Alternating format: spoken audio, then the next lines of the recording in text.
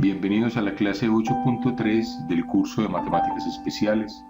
En esta clase continuaremos entonces con la deducción de la solución de la ecuación de onda para el caso de una membrana vibrante cuyos lados se encuentran atados y fijos en todo momento.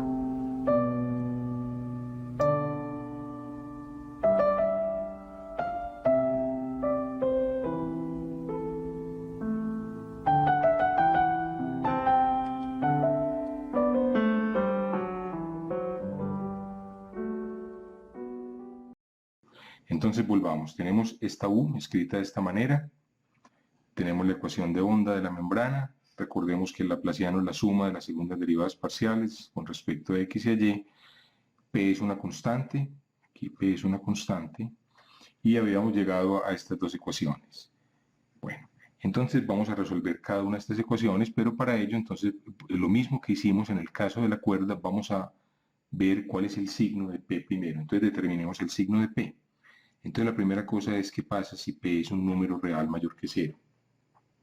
Si P es mayor que 0, entonces P lo podemos escribir como un mu al cuadrado, ¿cierto? Todo número positivo es el cuadrado de algo. Muy bien, entonces G de t, resolviendo esta ecuación, G de t, la ecuación diferencial ya lo hicimos, entonces recordemos que cuando este término es positivo, aquí P sería mu 2, C2, ¿cierto? Entonces escribamos la ecuación, este menos mu por C al cuadrado por G igual a 0. En esto se nos convertiría esta ecuación cuando P es positivo. Esta tiene como solución, entonces tiene como solución la función G de t igual entonces a una cierta constante por E a la menos mu por C por t más otra constante por E a la mu por C por t. Recuerden, aquí t es algo que es mayor o igual que 0. Muy bien, esa sería entonces la solución general. Ahora nosotros tenemos una hipótesis. Recordemos que la membrana comienza a vibrar desde el reposo. Es decir, la derivada de U con respecto a t en el instante t igual a 0, esto es 0. Entonces, ¿qué nos dice esto? Nos dice que cuando derivamos U con respecto a t, entonces derivemos U con respecto a t, ya lo habíamos hecho, es la función f, no nos importa lo que sea f por el momento, por la derivada de g por g'. Entonces esto nos da, esta derivada va a ser f por g' y g' va a ser entonces, veamos cuánto es g'. Bueno, voy a escribirlo aquí porque pasemos mejor la línea acá. G' de t, entonces g' de t va a ser, entonces miremos quién es g', pues derivemos aquí a g' es la derivada del exponencial, es la misma exponencial por la derivada del exponente, que es menos mu por c, entonces queda menos mu por c por a, menos mu por c por a, e a la menos mu c por t, más, ahora, la derivada del exponente es mu por c por b por mu por c, por la e a la mu c por t, y evaluamos entonces ahora en 0, g' en 0, pues esta quedaría aquí que e a la 0 es 1, o a la menos 0 o a la 0, e a la 0 es 1, entonces simplemente queda menos mu ca más b mu por c, entonces sacamos mu por c y nos queda b menos a, ¿cierto? Mu por c por b, recuperamos este término, menos mu por c por a, recuperamos este término, y esto entonces, esta sería la, sabemos que esta derivada cuando t es 0, ¿cierto? Esta derivada que tenemos aquí, la derivada de u cuando t es 0, esto debe ser idénticamente 0. Ahora, para que esto sea 0, entonces esta función, pues si esta no fuera 0, entonces esta función f de xy tendría que ser 0, y si f de xy fuera 0, pues u sería 0, la u original sería 0 y no tendríamos nada interesante. Entonces, para que este producto sea 0, aquí tenemos la derivada en 0, se necesita pues que esta derivada de g en 0 sea 0, es decir, que g' en 0, esto sea 0. Ahora mu por c en este caso es distinto de 0, porque mu pues es al cuadrado es p, que es positivo. C es una constante distinta de 0, también lo sabíamos. Entonces esto nos obliga a que b sea igual a a. Entonces no hay otra posibilidad para que la condición inicial se respete si no es que b es igual a a. Bueno, hasta ahí no hay ningún problema. Ahora, entonces vamos a sustituir b igual a otra vez aquí. Entonces tenemos g de t, nuevamente. Cuando b es igual a a, pues entonces tenemos a, voy a sacarlo, aquí quedaría a y a, entonces podemos sacar a factor común, e a la menos mu ct más e a la mu c por t multiplicado por a. Entonces miren que este término que hay aquí, ¿qué va a pasar? Bueno, si quieren dividan por 2 y multipliquen por 2. Simplemente ustedes reconocerán esta función. E a la menos algo más e a la algo sobre 2 es lo que se conoce como el coseno hiperbólico de este algo. O sea, esto es 2a por el coseno hiperbólico de mu por c por t.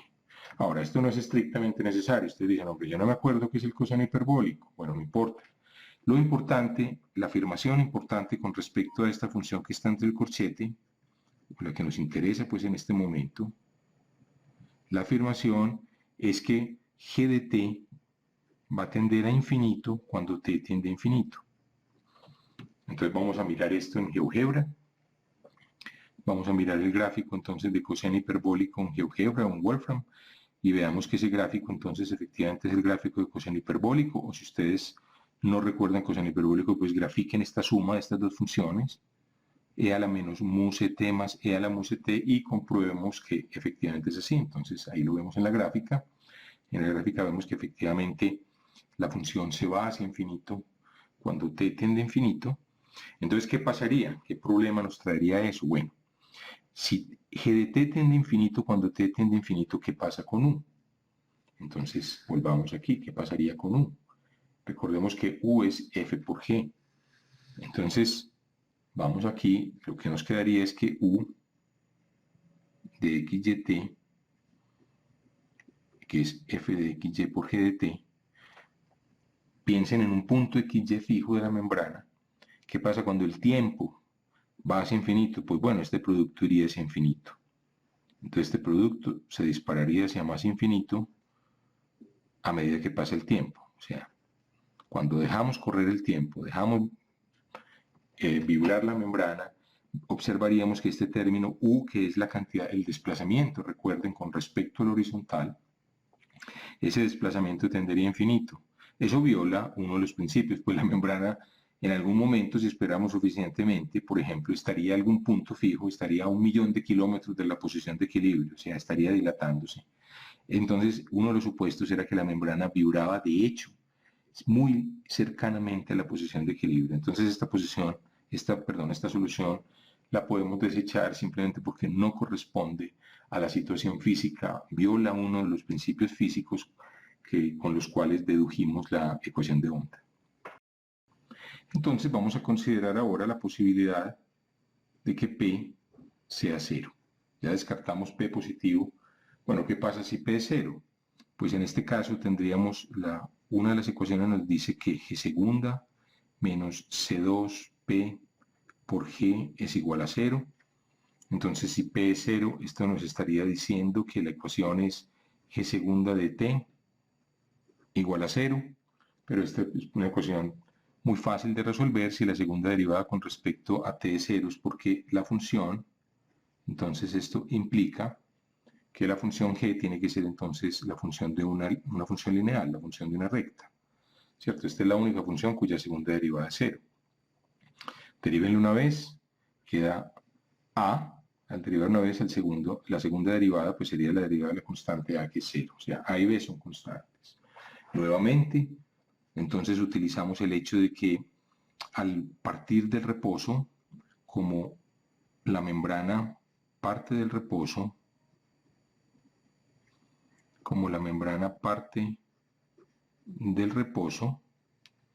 entonces la velocidad es 0 y esto, como ya vimos, si ustedes miran el caso anterior, para P mayor que 0 nos lleva a que G' en 0 tiene que ser 0. Pero ya sabemos quién es G' de T. Ya lo dije, G' de T es A, ¿cierto? Deriven aquí con derivada de B0 porque es una constante, derivada de A por T es simplemente A. Entonces lo que nos está diciendo esa condición física es que A tendría que ser 0 en este caso, si P fuera 0. Muy bien, pero si A fuera 0, entonces G tendría que ser una función constante, B, ¿cierto? A es 0, B. ¿Y qué nos queda para U? Entonces U, que es el producto de F por G,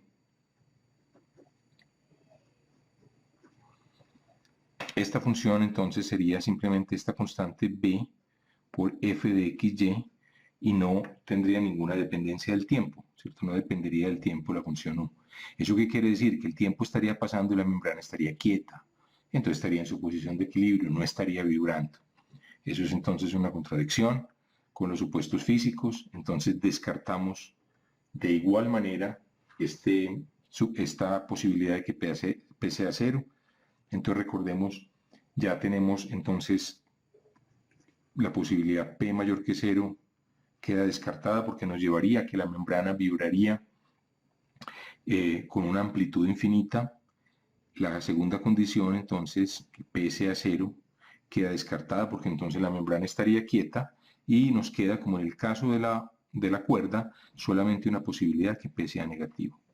Entonces vamos a hacer una cosa muy similar. Entonces, ¿qué pasa si P es negativo? Entonces, si P es negativo, que fue lo que habíamos hecho, recuerden, lo escribíamos como menos un valor positivo, ¿cierto? Menos un valor positivo. Y ese valor positivo, como debe ser, como cualquier entero positivo, puede escribirse como un cuadrado. Entonces, este número negativo lo escribimos como menos un valor positivo, ese valor lo llamamos lambda. No hay ninguna pérdida de generalidad en escribir P de esta manera. Entonces vamos a ver que aquí vamos a obtener unas soluciones interesantes para la ecuación diferencial. Entonces volvamos. G, recapitulemos entonces, volvamos a tomar esta ecuación que era G segunda de T menos, aquí que quedaría C2 por P, o sea, menos queda más C2 por P que es lambda 2, entonces queda C por lambda al cuadrado, ¿cierto? Queda C2 lambda 2 con signo menos, es lo mismo que teníamos aquí, G por T es igual a 0, y esta es exactamente la misma ecuación que teníamos en el caso de la cuerda, al menos en lo que concierne a G, la F va a ser distinta, y recuerden que esta G se podía resolver entonces como una función en donde era de la forma, pues, un cierto coeficiente, no sé, entonces un coeficiente aquí, no lo voy a escribir, por el momento no nos interesa, por coseno de C por lambda T más otro coeficiente, sí, ahora determinamos esos coeficientes por el seno de C por lambda por T. ¿De acuerdo? Eso es lo que teníamos. Muy bien, pero entonces esta parte es igual. Ahora, quizá lo más interesante es volver a la ecuación que teníamos para F. Entonces recordemos que la ecuación que teníamos para F era el laplaciano de F es igual entonces a esta constante P por F. Entonces esta ecuación nos dice que el laplaciano de F es igual a menos lambda 2 que es P por F. Miren que esta ecuación, no sé si les recuerda algo del álgebra lineal. En el álgebra lineal uno tenía transformaciones lineales o algo dado por una matriz que multiplicado por un vector daba un escalar veces el mismo vector. Ese vector se llamaba un valor propio.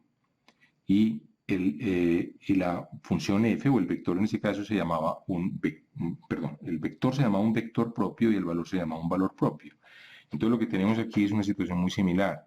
Si uno piensa que lambda 2 es una especie de operador y va a ser de hecho un operador en un espacio abstracto vectorial, entonces lo que se tiene aquí es precisamente una ecuación en donde lo que se está buscando es una función f que sea una función propia de un valor propio lambda que está determinado por una ecuación. Muy bien, no vamos a utilizar nada de eso, obviamente porque no he explicado ese tema, no he hablado de espacios infinitodimensionales ni nada, solamente quiero mencionarlo como algo informativo, pero vamos, mi afirmación, y esto lo podemos comprobar, es que las funciones, hay una familia de funciones al menos que satisface esta ecuación, en donde la f uno puede directamente calcular que son funciones propias para el valor propio lambda, donde el lambda va a cambiar. Entonces, estas phi's vamos a llamar para cada par de enteros positivos, m y n mayores o iguales que 1, vamos a introducir una función phi. Entonces la función phi va a ser una función dada por, o definida como el seno de mπx sobre a. Recuerden que a es la longitud de uno de los cuadrados base de la membrana, por el seno del otro lado del cuadrado, no, el rectángulo. El otro lado del rectángulo es nπy sobre b. Entonces la membrana estaba confinada a sus bordes a un rectángulo. Entonces volvamos a ver la figura para que recordemos a un rectángulo de lados a y b. Entonces mi afirmación es que cada una de estas funciones, si uno fija m y n, fija en un par de enteros, 5 y 8, quedaría coseno de 5 pi x sobre a, seno de 8 pi y sobre b, a y b están dados por las condiciones del problema. Cada una de estas phi's satisface esta ecuación para un valor particular de lambda, donde lambda de mn vamos a tomarlo como el valor pi por la raíz cuadrada de, aquí sería m sobre a al cuadrado más n sobre b al cuadrado. Raíz cobija este número. Entonces mi afirmación es que phi y lambda satisfacen, estas funciones satisfacen Laplaciano de phi mn es igual a menos lambda mn cuadrado por phi mn. Vamos a limitarnos a chequear que efectivamente es así. Un estudiante más curioso puede decir, bueno, pero estas funciones fueron sacadas, digamos, del sombrero del mago. ¿Cómo podría yo en principio, si no sé nada, deducirlas? Bueno, pues podemos volver a esta ecuación, escribir a f de xy como, miren que las soluciones que estamos proponiendo son soluciones que tienen las variables x y y separadas. Entonces un ejercicio que no es difícil, ustedes lo pueden hacer, es coger esta ecuación desde el comienzo, suponer que hay una solución f que es producto de f de x, f1 de x por f2 de y, o sea, separen las variables nuevamente, usen el método de separación de variables, sustituyen en la ecuación y resuelvan. Ahí estamos ya en el caso de dos variables, como en el caso de la cuerda, y ustedes descubrirán que las soluciones son de este estilo. Con esto hemos llegado al final de la clase 8.3 de este curso de matemáticas especiales, y entonces los invito para que continúen viendo la clase 8.4. Muchas gracias por su atención.